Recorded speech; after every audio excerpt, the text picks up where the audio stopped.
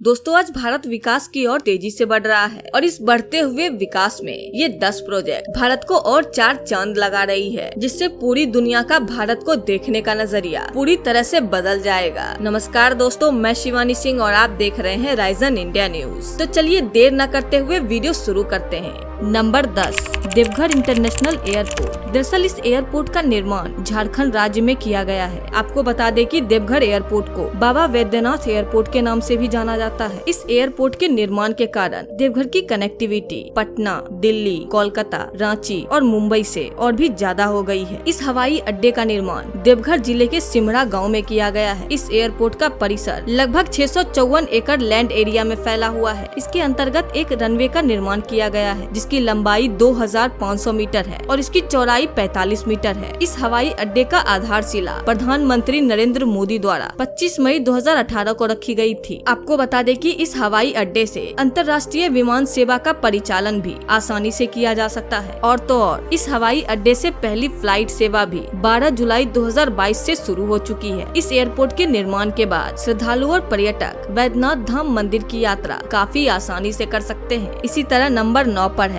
Number 9, Konkan railway electrification. Konkan railway electrification का निर्माण कर्नाटका, गोवा और महाराष्ट्र राज्यों में किया गया है। ये परियोजना कोंकण रेलवे जोन में आता है और इस परियोजना के अंतर्गत महाराष्ट्र राज्य के रोहा से कर्नाटका राज्य के ठोकूर तक पूरी तरह से इलेक्ट्रिफिकेशन हो चुका है। इस परियोजना के इलेक्ट्रिफिकेशन की शुरुआत नवंबर 2015 में हुआ था। आपको बता दें कि इस परियोजना की कुल लंबाई लगभग 741 किलोमीटर है। मार्च 2022 में पूरे कोंकण रेलवे रूट का 100% इलेक्ट्रिफिकेशन किया जा चुका है और इस परियोजना के निर्माण में 1287 करोड़ रुपए खर्च किया गया है। इसी तरह नंबर 8 पर है। Number 8, TTBP NMT natural gas pipeline. इस पाइपलाइन का निर्माण तमिलनाडु, कर्नाटका और आंध्र प्रदेश में किया जा चुका है। ये एक महत्वाकांक्षी परियोजना है। इस नेचुरल गैस पाइपलाइन परियोजना के निर्माण से इन क्षेत्रों में रिगेसिफाइड लिक्विड नेचुरल गैस, जिसको कि RLNG के नाम से भी जाना जाता है, इसका इंडस्ट्रियल सप्लाई भी हो पाएगा, जिसके कारण इन क्षेत्रों में इंडस्ट्रियल एक्टिविटीज को काफी ज्यादा बढ़ावा मिलेगा। इसके साथ ही साथ वातावरण में होने वाले प्रदूषण में भी काफी कमी आएगी। इस नेचुरल गैस पाइपलाइन को बिछाने की प्रक्रिया साल 2019 में शुरू की गई थी और आपको बता दें कि साल 2022 में इस प्रोजेक्ट के 2 प्रमुख सेक्शन का निर्माण पूरा कर लिया गया है और इसके निर्माण में लगभग 850 करोड़ रुपए खर्च किया गया है। आपको बता दें कि इस नेचुरल गैस पाइपलाइन परियोजना के निर्माण में 6000 करोड़ रुपए खर्च किया जाएगा और ये परियोजना पूरी तरह से साल 2023 तक बनकर तैयार हो जाएगा। इसी तरह नंबर 7 पर है। Number 7, Pragati Maidan integrated transit corridor. दरअसल इस कॉरिडोर का निर्माण दिल्ली NCR में किया गया है। ये परियोजना एक ब्राउनफील्ड प्रोजेक्ट है और इसका निर्माण नई दिल्ली के ITO से DPS के बीच किया गया है। आपको बता दें कि पहले ITO से DPS के बीच 6 ट्रैफिक सिग्नल आते थे, लेकिन अब इस परियोजना के निर्माण के बाद ITO से DPS के बीच ये रूट पूरी तरह से सिग्नल फ्री हो चुका है। इस परियोजना के अंतर्गत एक विश्व स्तरीय टनल और 5 अंडरपास का निर्माण किया गया है। 1.3 किलोमीटर लंबा ये एक 6 लेन का हाईवे टनल है। आपको बताते चले कि ये टनल हमारे देश में किसी भी शहर में बना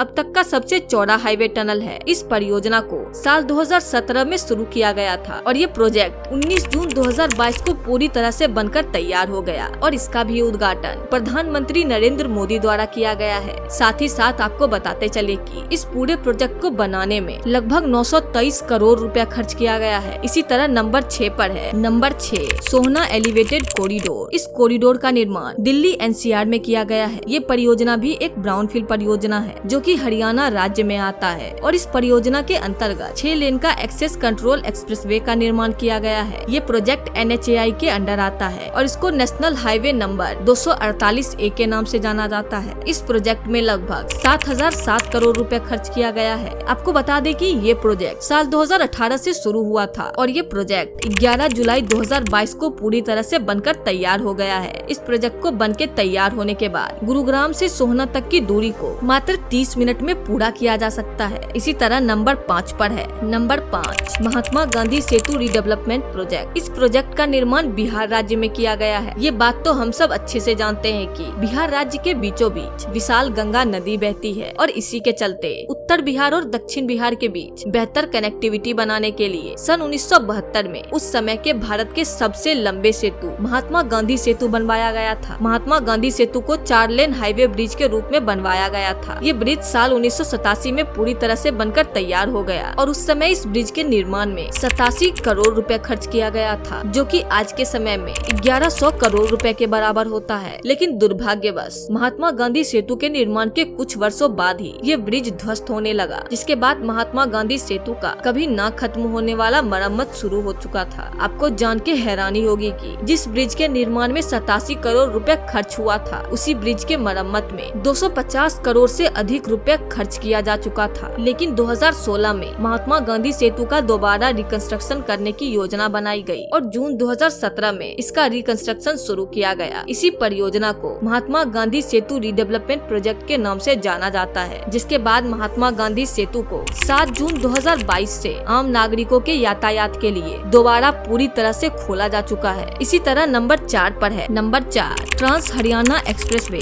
ट्रांस हरियाणा एक्सप्रेसवे का निर्माण हरियाणा राज्य में किया गया है। इस एक्सप्रेसवे को भारतमाला परियोजना फेज 1 के अंतर्गत बनवाया गया है और इसका निर्माण अंबाल कोटपुतली इकोनॉमी कॉरिडोर के अंतर्गत किया गया है। इस एक्सप्रेसवे की लंबाई 227 किलोमीटर है। ये पूरी परियोजना एक ग्रीन फील्ड प्रोजेक्ट है। इस एक्सप्रेसवे की निर्माण की घोषणा 2018 में ही की गई थी, लेकिन इसका शिलान्यास 24 जुलाई 2020 को किया गया था और अगस्त 2022 में ये परियोजना पूरी तरह से बनकर तैयार हो गया। साथ ही आपके जानकारी के लिए बता दें कि ये एक्सप्रेसवे हमारे देश का चौथा सबसे लंबा ऑपरेशनल एक्सप्रेसवे बन चुका है। इस एक्सप्रेसवे की निर्माण के बाद चंडीगढ़ से जयपुर के बीच की दूरी को मात्र 5 घंटे में पूरा किया जा सकेगा। इसी तरह नंबर 3 पर है। Number 3 Bundelkhand expressway. Bundelkhand expressway का निर्माण उत्तर प्रदेश राज्य में किया गया है। आपको बता दें कि बुंदेलखंड एक्सप्रेसवे हमारे देश का तीसरा सबसे लंबा ऑपरेशनल एक्सप्रेसवे बन चुका है। इस एक्सप्रेसवे के निर्माण के कारण पिछड़ा क्षेत्र माने जाने वाला बुंदेलखंड अब दिल्ली एनसीआर से सीधे जुड़ गया है, जिसके कारण बुंदेलखंड क्षेत्र में भी अब आर्थिक विकास को बढ़ावा मिलेगा और वहां के लोगों के लिए भी